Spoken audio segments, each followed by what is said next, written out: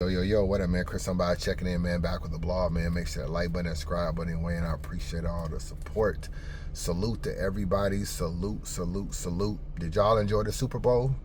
Did y'all enjoy the Super Bowl, man? You know, I told y'all the Super Bowl score was going to be 27-13, and it was 29-13. I was close, man. Nostradamus unbiased was close, but it's been cool being in the San Francisco area, just watching all the festivities, all the concerts, everybody that's down here. You know what I'm saying? It's definitely hype.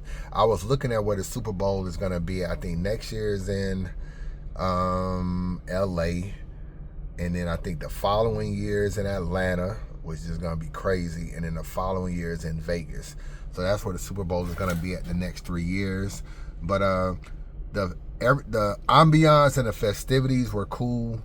The Super Bowl, not so much. I want to see touchdowns. I want to see excitement. I don't want to see a bunch of field goals. I don't want to see teams that can't score, barely can move the ball. I want to see enormous quarterback play where people are throwing 250, 300 yards. I want to see a little bit of a shootout. All of this field goal, 3-0, 6-0, 9-0.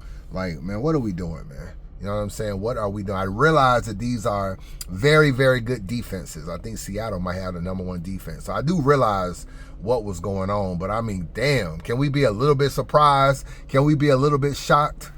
Maybe not. But anyway, Mickey Fax created a space.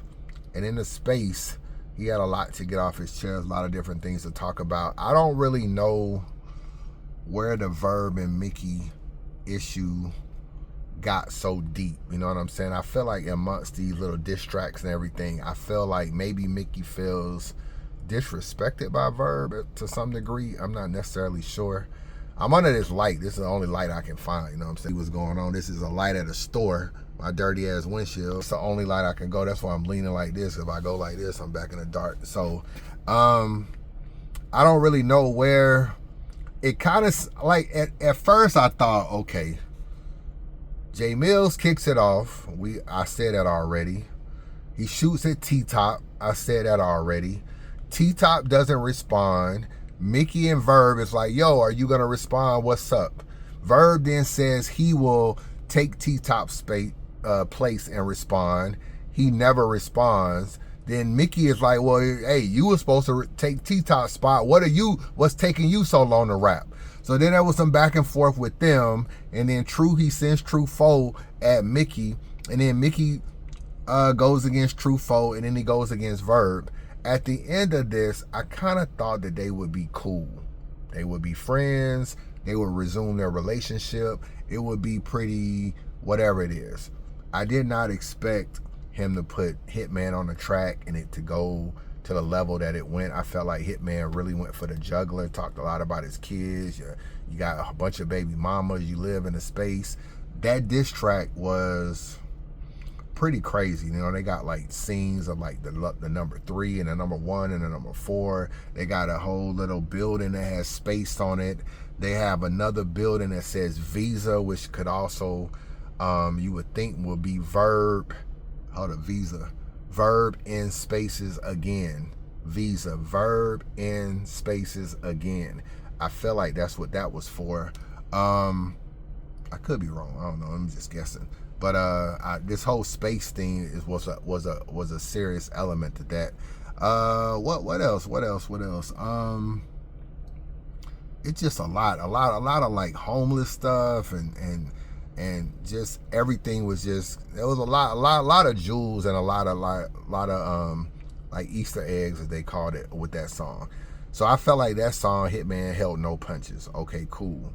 So Mickey does a space, and in the space he talks about Verb having a ghostwriter. He says he has proof, all this kind of stuff. Now, that's a serious accusation to say on somebody. Obviously, we say that with a couple people in battle rap. But it had me thinking, what was so bad about Verb and Mickey to get to that level? Like, oh, I'm gonna expose that you got a ghostwriter.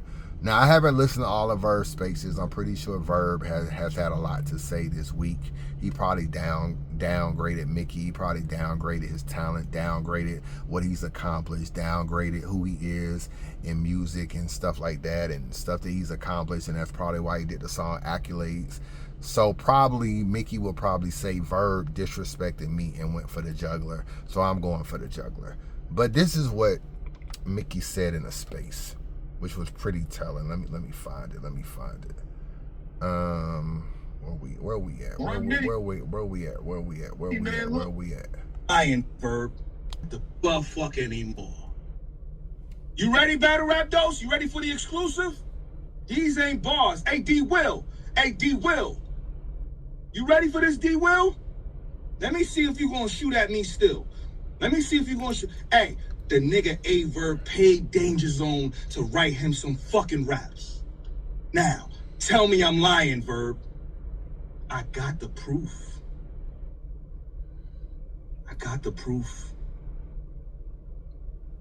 Now, D Will, you gonna diss me knowing the nigga that you follow paid another nigga to write some to rap some battle rap rounds? Huh? Verb, put it on your kids that I'm lying, Verb. Put it on your kids that I'm lying, Verb. Put it on your children that I'm lying that you did not pay Danger Zone to fuck it. I got further. All right, so that's pretty much what he said. Interesting. I do believe it. You know what I'm saying? If I'm being real, I do believe it, because if you listen to Verb, one of the things he said in the past was that only a few people get a chance to hear his raps, and he said Danger Zone was one of them that he runs his raps through. And then you kind of think like, okay, why Danger Zone? What's the connection between Verb and Danger Zone? You don't never see them out. You don't never really seem like they hang out together or anything like that. Like, what's the relationship between Danger Zone, a Maryland nigga, and a St. Louis nigga? Where's the connection? I never even see him in pictures or anything. But he does say quite a few times, I've heard him say, I don't know where I can find the audio, but he said, yo, only niggas I run my bars to sometimes is Danger Zone and maybe someone else. So I do believe this, and one of the reasons why I believe it is all them writer's block niggas write for people, bro.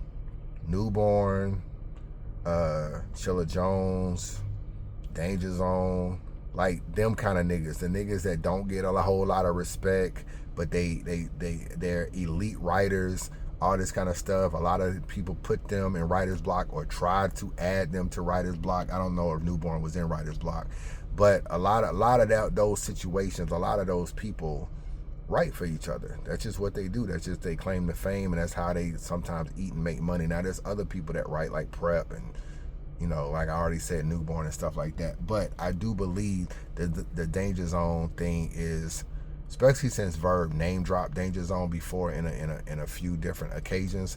Another thing too, one of the things that really kind of hurt battle rap in a way is that there was too many bookings.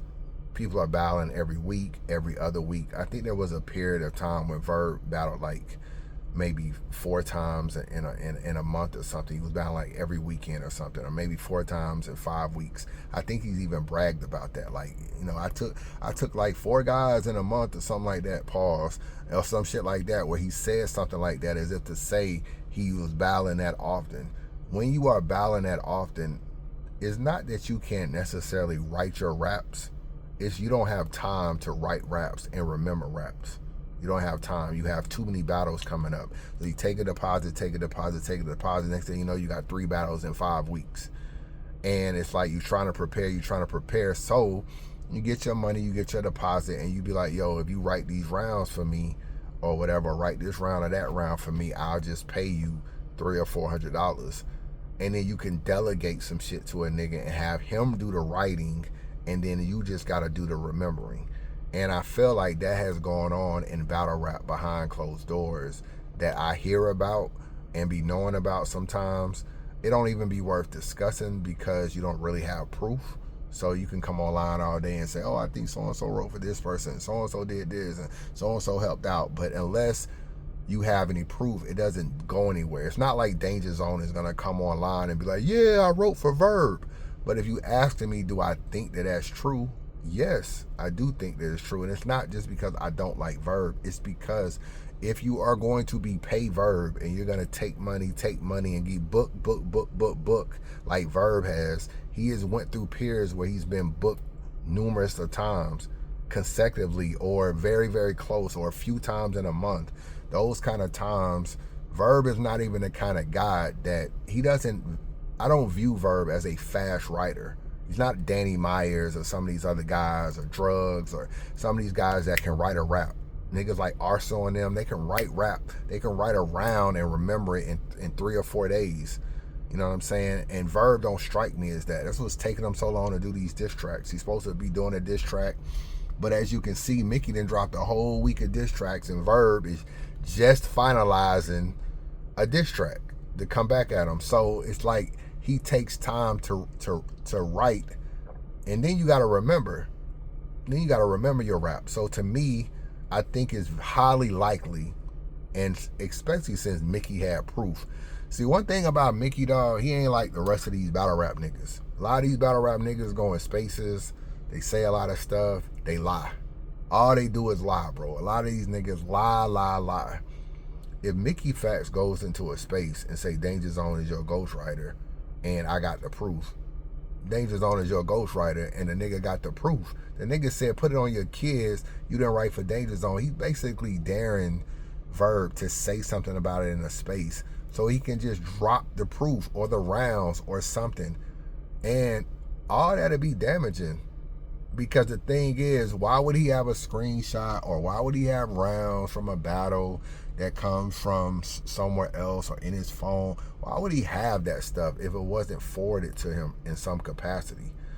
So I think it's definitely telling. The thing about Verb is he just always try to condemn other niggas that be in that situation. Like other niggas that may have a ghostwriter, he tries to condemn them. Like, oh, I can't believe this, I can't believe that. Remember when Mike P was saying all this stuff about Hustle? He trying to bring Mike P into space and have Mike P explain, you know, why he know about how he found out about Hustle and a ghostwriter, who he found out, all this kind of stuff. It's just all of these things. You're in the middle, but you probably not no different, bro. You probably not no different. I don't think Verb can't write raps. When people have ghostwriter, it's not really that they can't write, or that they don't have bars, or they can't come up with battle material, or they can't do this. They don't have the time, bro. They do not have the time. And if somebody like Verb, who could potentially be getting $10,000 a battle, it's nothing for me to give you $500 to write some raps. I still got $9,500. It's nothing for me to give you $1,000 to write some raps. I still got $9 grand. So in these kind of situations, it's really nothing for a lot of these guys. And it's a speed thing, bro. It's a speed thing. A lot of these guys are booked. They got other shit going on. They got lives. They're double booked. They got 2 battles in 6 weeks, and they're trying to remember and do all that. And they end up getting caught up and trying to figure out a way to get some of this stuff knocked out. I got 2 battles. I got to write 6 rounds. If I can get a nigga to write 2 of the rounds for me and it's fire, then I can just pick and choose what I want, and then I'll come up with the other 4 rounds. Do I think shit like that happens? Yes. Absolutely yes. And Mickey is talking like he got the proof. Mickey would never do a space, bro, and lie. He would never do a space and lie. I've been knowing Mickey a very long time, bro. You know what I'm saying? I done been in Mickey crib, hung out with Mickey. We did Unbiased Debates the Facts. We had a little show together, all kind of stuff. I know Mickey a little more personable than other people know. You know what I'm saying? And he's not going to go to no space, say some outlandish shit like that, knowing Verb could just call him out on it and say it's not true, and then he can't drop the facts. The nigga said it, got the facts.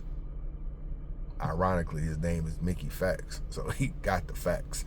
So I just want to say that. Last I'm gonna say is fuck anymore. it looked like Jay Mills Look, man. Look, Trying to, Look, man. Look, man.